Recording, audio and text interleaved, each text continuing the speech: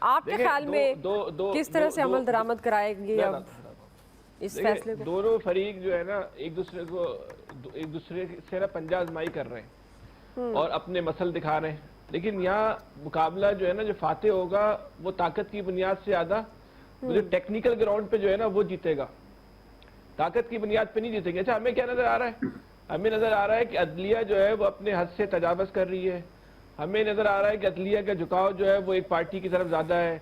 हमें नजर आ रहा है कि अदलिया चीफ जस्टिस साहब जो है वो दूसरी पार्टी फरीक को कहते हैं कि आपस में बैठ के तय कर लो, लेकिन खुद जो है जो मुस्तकबिल के चीफ जस्टिस हैं, जो इनके बाद इनको चीफ जस्टिस बनना है, उनसे वो जो है वो बात करने को जो है वो तैयार नहीं है।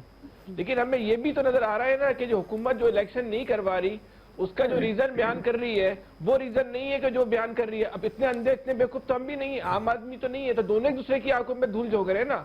असल वजह तो सिर्फ इलेक्शन ना कराने की वजह ना अमनो मान है ना पैसों का इशू है, यही है ना कि इलेक्शन के नताइज जो है वो आपकी मर्जी और मंशा के मुताबिक नहीं आ सकते। अगरचे वो आमिल इलियास आना वाली ये कुव्वत नाफजा जितनी भी है इस वक्त मौजूदा हुकूमत के साथ है, लेकिन सामने वाला फरीक इतना ताकतवर हो गया है कि कुव्वत नाफजा के साथ भी जो है मतलूबा नताइज हासिल नहीं कर सकते।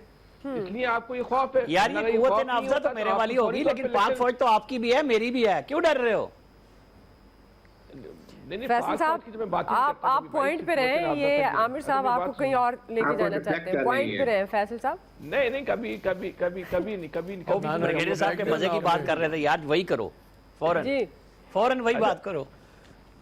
तो ये इलेक्शन तो जो है ना, ये तो अगर इनको इस बात का एहसास हो इलेक्शन जीत चुके तो ये सुप्रीम कोर्ट को देखते नहीं, उसके फैसले का इंतजार नहीं करते, ये तो घुस जाते इलेक्शन में करवा के निपटा देते, लेकिन उनको पता है कि वो नताइज हासिल नहीं कर सके।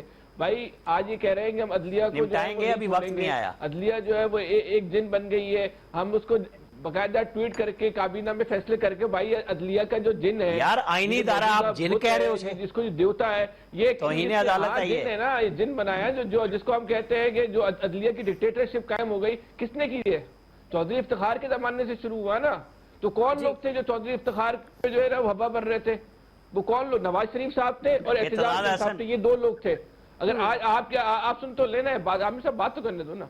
अगर आज आप ये कहते हो कि अदलिया जो है बेलगाम हुई, तो भाई आप ही जिम्मेदार हो। उस पर कुछ लोग थे जो आपको समझा रहे थे कि जिस आजादी अदलिया की तहरीक के नाम की आप बात कर रहे हो, ये अदलिया आजादी की तहरीक नहीं है। आप इस मुल्क के अंदर एक फितने को परवान चढ़ा रहे हो, आप इस मुल्क के अंदर एक माफिया को ताकतवर कर रहे हो। लेकिन क्यों? मकसद अदलिया को भी आजाद करना नहीं था, मकसद जो है किसी अदालत में इंसाफ कायम करना नहीं था।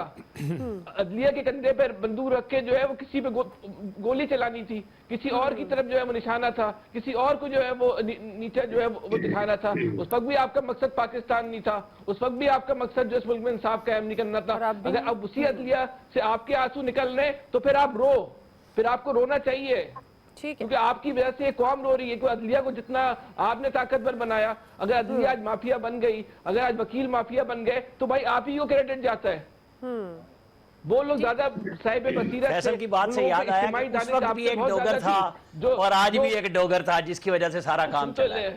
सुन तो यार, आप सुन लेना। अगर उस पर अगर परवेज मुशर्रफ था तो आप कहते थे आइन शिकन, तो ये हमें मत सिखाना कि परवेज मुशर्रफ आइन शिकन था। अगर आप 90 दिन में इलेक्शन नहीं करवा रहे हो तो आप भी आइन शिकन हो, आप भी वहीं पे खड़े हो जहां परवेज मुशर्रफ खड़ा हुआ था।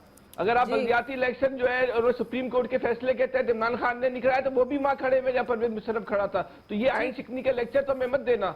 अगर इसी अदलिया के यही अदलिया आपके आंसू निकाल रही है, तब आपके आंसू कोई नहीं पहुंचेगा, क्योंकि आपकी वजह से इस कौम के आंसू निकले।